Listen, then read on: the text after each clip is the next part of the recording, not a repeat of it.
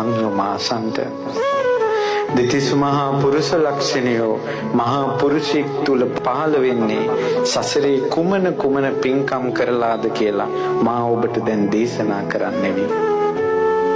ඒ නිසා මේ ශරීරයේ බුදුරජාණන් වහන්සේගේ ඒ මහා පින් සිරුරාණන් වහන්සේගේ මහා පුණ්‍ය ශරීරයේ හැදිච්ච විදිය අහන්න පින්වත්නි. බුදුරජාණන් වහන්සේ වදාලා යම්පි භික්කවේ තථාගතෝ පුරිමං ජාතිම් පුරිමං භවං පුරිමං නිකේතං පුබ්බේ මනුස්ස භූතෝ සමානෝ. පින්වත් මහණෙනි, තථාගතයන් වහන්සේ පෙර ජාතිවල, පෙර භවවල, පෙර හිටපු තැන්වල පුබ්බේ මනුස්ස භූතෝ සමානෝ, මිනිස්සු වෙලා හිටපු කාලේ. පින්වතුනි, මිනිස්සු වෙලා කරන කර්මය සසරට බල වැඩි.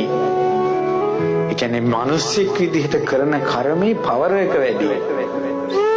ඒක සසරට ගොඩාක් බලපානවා මිනිස්සෙක් විදිහට කරන එක. දැන් යක්ෂයෝ විදිහට මිනිස්සු පීඩාවට පත් කරනවා. තිරිසන් සත්තු මිනිස්සු පීඩාවට පත් කරනවා. නමුත් පින්වත්නි, මිනිස්සෙක් පීඩාවට පත් කරනකොට ඒකේ පාපය වැඩි. මිනිස්සු ඊළඟට සත්තු තව සත්තු මරනවා, ගොදුරු කරගන්නවා. මිනිස්සු තව සත්තු මරනවා. සතෙක් තව සතෙක් මරණ පාප කර්මයයි, මිනිස්සු තව සතෙක් මරණ පාප කර්මයයි. ඒ දෙකම ප්‍රාණඝාත. නමුත් මිනිස්යන් කරන එකේ පාපය වැඩි. බුදුරජාණන් වහන්සේ වදාලා මනුස්ස භූතෝ සමානෝ. මම මිනිස්සෙක් වෙලා ඉද්දී දල්ල සමාදානෝ අහෝසි කුසලේසු ධම්මේසු අවත්තිත සමාදානෝ. කුසල් දහම් සමාදන් වෙලා හිටියා, අතාරින්නේ නැහැ. ජීවිතේ නැති වුණත් අතාරින්නේ නැහැ. කාය සුචරිතේ, වචී සුචරිතේ, මනෝ සුචරිතේ. කාය සුචරිතේ, මනෝ සුචරිතේ, වචී සුචරිතේ. කයෙන් වචනේ මනසින් යහපත් දේවල් කළා, කුසල් සමාදන් වුණා, අතෑරියේ නැහැ. පන්සිල් සමාදන් වුණොත් කඩන්නේ නැහැ මැරෙනකල්. තමන් පොරොන්දු වෙච්ච කුසලයක් එක දිගට රකින්නකොට අපි කියමුකෝ සත්තු මරන්නේ නැහැ කියලා සමාදන් වුණා කියලා, බොන්නේ නැහැ කියලා සමාදන් වුණා කියලා. ඒ බොන්නේ නැති එකේ පින වෙනම සකස් වෙනවා. අර එක දිගට රකින්න එකේ පින වෙනම සකස් වෙනවා. මං ගොඩාක් කාලයක් දැඩිව කුසල් සමාදන් වෙලා හිටියා. අපමණ වීරියකින් සමාදන් වෙලා හිටියා. බුදුරජාණන් වහන්සේ දේශනා කරනවා, මිනිස්සෙක් වෙලා වීරියෙන් කුසල් සමාදන් වීම ගැන කවර කතාවද?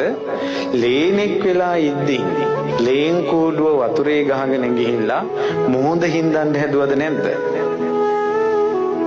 තින් වලිගේ මොහොතේ ඔබනවා, ගොඩට ඇවිල්ලා වලිගේ ගස්සනවා. සක්‍රියාගේ ආසනේ උණුනා.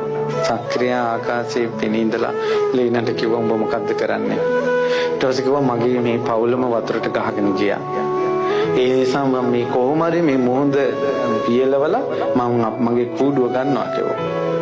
ඊට පස්සේ කිව්වා, මේ ලේනෝ උඹට ඔක කරන්න පුළුවන් එකක්ද කියලා ඇහුවා. කිව්වා, බලාපන්, තෝවාගේ කුසීතෙක් එක්ක කතා කරගෙන ඉන්නකොටත් මට වලිගේ උපන්න තියෙන වෙලාව නැති වෙනවා. කොප්පල යන්න මෙතනින් කිව්වා. සක්‍රිය වීසි වුණා. ලේන් කූඩුව ගෙනල්ලා තිබ්බා. ඉතින් වීරිය ප්‍රතිඵලනේ.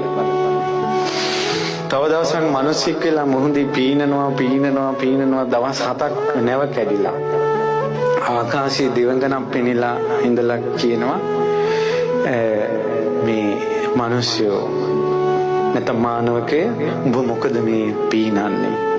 බලාපංකෝ ඈත කොහෙවත් ගොඩ බිමක් නැහැ. ඔබ පීනනවා. ඔය කරන වීරිය ප්‍රතිඵලය මොකද්ද කියලා ඇහුවා. ඊට පස්සේ කිව්වා, "ඊ මොඩියේ කල්පනා කරපන් කිව්වා, මම මේ පීනපු නිසා මං ජීවිතේට දේවතාවියක් දැකලා නැහැ කිව්වා. මේ දැන් උඹ දකින්නවා. එසා මං තව පීනුවොත් මොනවද දකින්න ලැබෙයිද දන්නේ නැහැ. මං තව පීනනවා කිව්වා." ඊට පස්සේ මනිමේ කළා දෙවංගන ඒ මානවකයා උස්සලා ගොඩ බිමේ තියෙනවා. අත්තරින්නේ වීරිය. සංසාරේ වීරිය අත්තරින්නේ නැතුව ආවා. කාය සුචරිතේ, මනෝ සුචරිතේ, වචී සුචරිතේ පුරුදු කළා. දාන සංවිභාගේ දන් දුන්නා, දානේ සංවිධානය කළා. දාන සංවිධානය කරන එක පුදුම පිනක්. සීල සමාදානයේ සිල් සමාදන් වුණා.